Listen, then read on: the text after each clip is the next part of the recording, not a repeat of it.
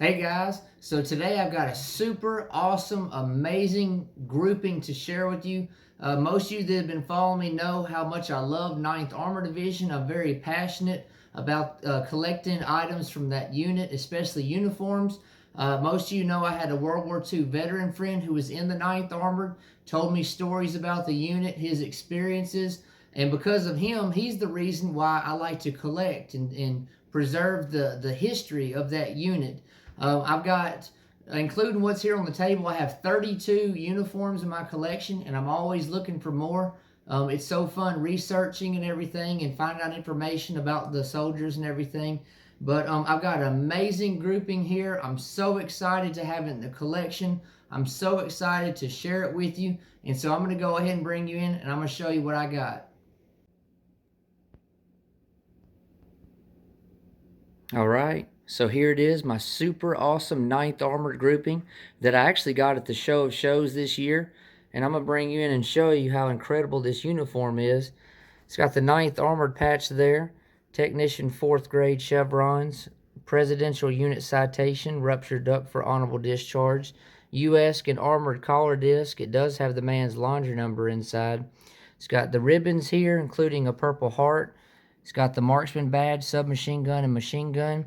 Something interesting, though, is this combat infantry badge was not attached to the jacket. It was actually here in the front pocket. It is marked Sterling there, so it's definitely World War II. Not sure why it wasn't put on the jacket, but for whatever reason, it was in the pocket. But, that's why I always say check the pockets. You'll never know what might be inside. It's got the Amphibious Engineers patch here. Again, the Technician 4th grade. No gold bars, which is kind of surprising, but, they're not necessarily always on the uniforms. It does have this overseas cap here, and it does have the man's laundry number there as well. The uniform came with his pants, shirt, and tie. It does have a belt with the pants. His laundry number and name is on the inside of the pants. Laundry number, last name was Daniels. And it came with a little bit of paperwork up here, and then what you see down low is the research I've done myself. And so I want to share with you that this uniform belonged to this man right here. His name was William James Daniels, and he was from Minnesota.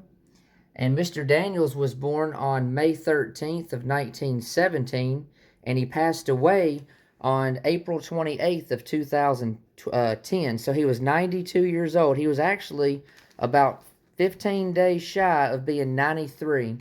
So almost 93 years old. Again, he was from Minnesota. And this man actually only had an 8th grade education. And that's interesting because, let me see, I believe it's on the back of this. Yes, right here. Highest grade completed, 8th. And he left school in 1931. It does say that he was a farmer, so more than likely he probably quit school to help on the family farm. That's what I'm thinking, or maybe help, other people who had farms and everything. So this man never went to high school. He stopped after 8th grade education. Just some other information about him. He enlisted on July 15th of 1941, and he was honorably discharged on October 12th of 1945. And so he served for 4 years and 3 months. After the war, he worked for Armour and Company in St. Paul, Minnesota, and then he actually worked for Ford Motor Company, and after many years, he retired from there. Mr. Daniels was a member of the 9th Armored Division. He was actually a member of the 19th Tank Battalion. And so most of you guys follow me know my veteran friend was actually in the 2nd Tank Battalion, but Mr. Daniels is in the 19th Tank Battalion. His Army serial number is 370-89706, and he was a medium tank crewman. He was a tanker on an M4 Sherman. And from what I've kind of looked into, it seems like the Sherman was, most of the time, it was a unit of 5 guys in each tank. Sometimes it might have could have been 4, but again, from what I've seen, normally it was 5 men on the tank, on the Sherman. And so there's a lot of interesting information that I want to share with you. And, you know, it's always interesting whenever a uniform has a Purple Heart, because most of you guys are like me, like, man, I want to know how this guy was wounded, what took place, where was he at, and everything else. And so I've got some pretty incredible information I've uncovered about that. But I did come across his registration card right here. A little bit of other information from Ancestry mostly, but this is from Find a Grave. Again, he was born 1917, died 2010. He was 92, almost 93. Just talks a little bit about his life, and after the war, he enjoyed hunting, fishing, rock collecting, had a pilot's license, enjoying flying small engines, and so forth. This is his grave marker right there. Again, he was a technician, 4th grade, and these are his honorable discharge papers. See, it's got his name, 19th Tank Battalion, Goodhue County, Stanton, Minnesota. Date of separation, just different information there, height, weight, characteristics. I've actually intentionally got his driver's license covering up something because I want to share it with you in a little bit. But Purple Heart, American Defense Medal, European, African, Middle Eastern campaign with 2 Bronze Stars, Good Conduct Medal, and just other information. So, sometimes you guys know it can be difficult to really search and find information on a soldier's service, on a particular unit he served with, he or she, I should say, served with. But don't give up, because you never know. It could be months later. You might hit on something and put a whole story together. Luckily, though, it only took me a couple days or so, 2-3 days. So something interesting I'm going to share with you now. So I came across this article, and it said this man never knew how his brother died. World War II magazine found out, and it's actually from June 6th of last year. And so this soldier right here, who is not Mr. Daniels, this is actually Private Joe Donnelly, says he fought with the division's 19th Tank Battalion before his death in Luxembourg. And so this man's brother wanted to find out more information around the circumstances of how his brother, this man named Joe, passed away, how he died, he was killed. And so I printed the article, and it basically just kind of talks about how, you know, 9th Armored started, then you get into the 19th Tank Battalion, and so forth. It kind of goes into a lot of details. It's very well written and explained and everything. It talks about how, you know, they received the latest Sherman M4A3s. It talks about, you know, when they basically first arrived overseas. And so most people who've looked into 9th Armored really believe or understand that their main full unit assault, or I guess baptism of fire, or introduction to combat was the Battle of the Bulge, starting December 16th, 1944. But I got to show you something incredible here. I'm going to skip down here. It says, on November 3rd, the 19th Tank Battalion moved to the front at Scheijen, Luxembourg, and evacuated town, where it shelled German positions in its first wartime action. Check this out. On November 10th, the 19th took its first casualties. So it's been in Europe for a little while. Basically just kind of started getting, I guess, a taste of combat or action against, you know, the Germans. And again, it was on November 10th, the 19th took their very first casualties of the war. It says an assault gun platoon moved under cover of fog into firing position. When the fog suddenly lifted and exposed the platoon, a barrage of German artillery found its mark. All 6 tanks in the platoon were hit, killing 3 men and injuring 6. This, and no doubt, is the battle in which your brother lost his life. So the man that put this article together is telling the brother of Joe Donnelly here that this is the day your brother was killed. Something interesting, though, it's November 10th of 1944. So when I read that, I got so happy and so excited, because, oh my gosh, Mr. Daniels, my 9th Armored veteran, who I've got his grouping, I'm going to move his license, wounds received in action in Luxembourg, November 10th, 1944. So Mr. Daniels, the man whose grouping I have, the man whose beautiful decked out uniform I have.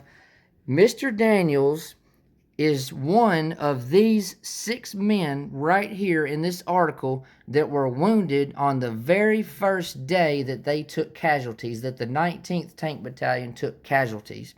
And so it says there were 6 tanks, right? So 6 tanks, and if there were 5 men per tank, that would be around about 30 men of the 9th Armored Division, the 19th Tank Battalion, 9th Armored Division.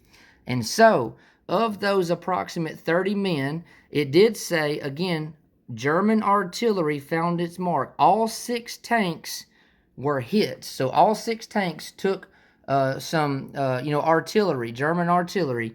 And in that barrage, 3, evidently, of the around about 30 men were killed, and 6 others were wounded. And so the veteran I have, Mr. Daniels, the man on the driver's license, the grouping I have that belonged to that man, he was one of the 6 men that were wounded on the very first day that the 19th Tank Battalion took their casualties.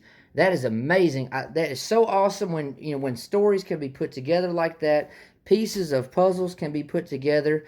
And it's very sad and unfortunate that those 3 men were killed, that the 6, Mr. Daniels and the 5 others were wounded that very day. But it's just so interesting, and it's awesome to be able to put more pieces of history together to tell a story. And so again, Mr. Daniels, more than likely, it says German artillery, so he probably was hit by some kind of shrapnel. It does say that he evidently was a driver, because it says he drove both light and medium tanks in combat in Central European theater. And it talks about more driving, and then battle formation, compass, maps, overlay, made repairs to tank motor track. So more than likely, Mr. Daniels was the tank driver when that action took place on November 10th, 1944, and a German artillery round or shell, or maybe more than one, hit his tank, and when that happened, he was wounded by shrapnel. And so, this is why I love to collect, to put the story of these veterans' service together to preserve and honor their memory and their sacrifice and everything. And it's just so awesome to be able to find more details and information, of the story and everything. It's unfortunate a lot of times, you guys know, that we can't find a whole lot of information. And that really kind of bums us out, but don't give up. There's information to be found out there. But, not a whole lot else is known after he was wounded, unfortunately. It does have this amphibious engineers patch here, so I'm wondering if maybe once he recovered from what the exact wound was, maybe he was transferred to that unit. Maybe that's, I'm not sure if that's where this combat infantry badge would have came into play, and why, I don't know why it wasn't already attached on the jacket.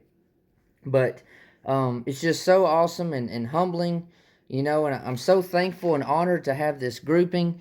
And I'm going to continue to research and study the 19th Tank Battalion, Mr. Daniels' service and everything. It's just so awesome. And I love finding out information like that, And so I hope you guys like this video. I've been eager for the last 2 days to make this thing. I've been at work, man, I wish the day would hurry up and get over with so I can make this video and share this with you guys. This is definitely one of my favorite uniforms in my collection.